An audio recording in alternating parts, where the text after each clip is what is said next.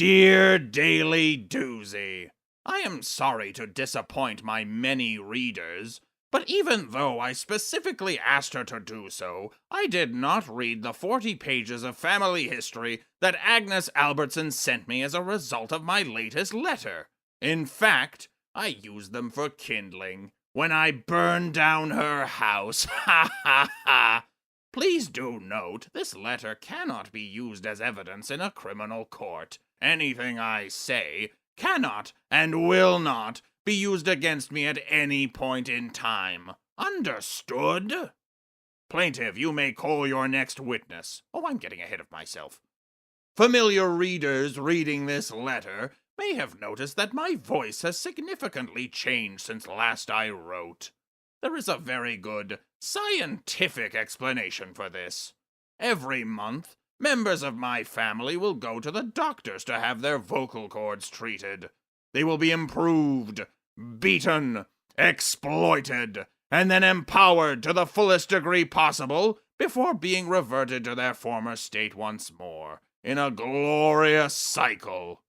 Recently, due to the popularity of this column, paparazzi have been following me everywhere, and my picture has begun to appear in all of the tabloids.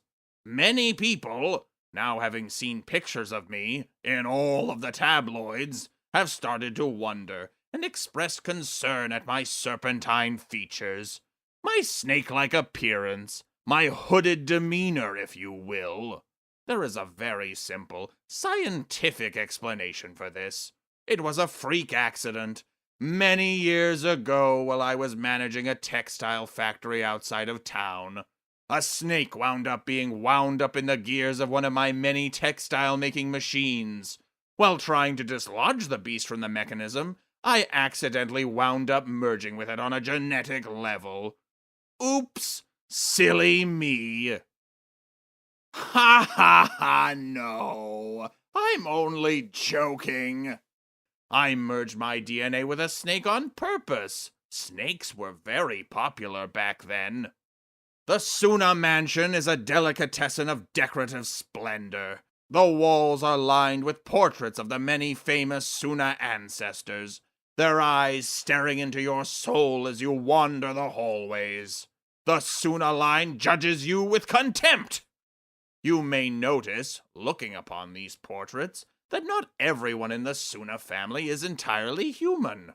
Many of them underwent risky genetic experiments, and the results were always favorable.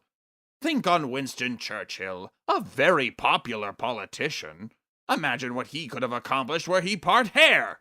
Hitler would be weeping, begging for mercy at his enormously large feet. And what of Gandhi? Could you picture him with the neck of a giraffe? Orson Welles, the greatest filmmaker of our time. If he'd had the voice box of a lion, perhaps his actors would have been better able to hear his directions, and he wouldn't have directed that flop, Citizen Murphy's Law. His wife wouldn't have left him, his political aspirations wouldn't have come to naught, and he never would have lost his favored sled, Rosebud. I believe that pain is what drove him to his watery grave. You know, I was there the day he died. I watched him roll down a hill before my very eyes, head first into the jello. A truly tragic day. Anyway, I hope those of you who make more than $500,000 a year are doing well. Seth.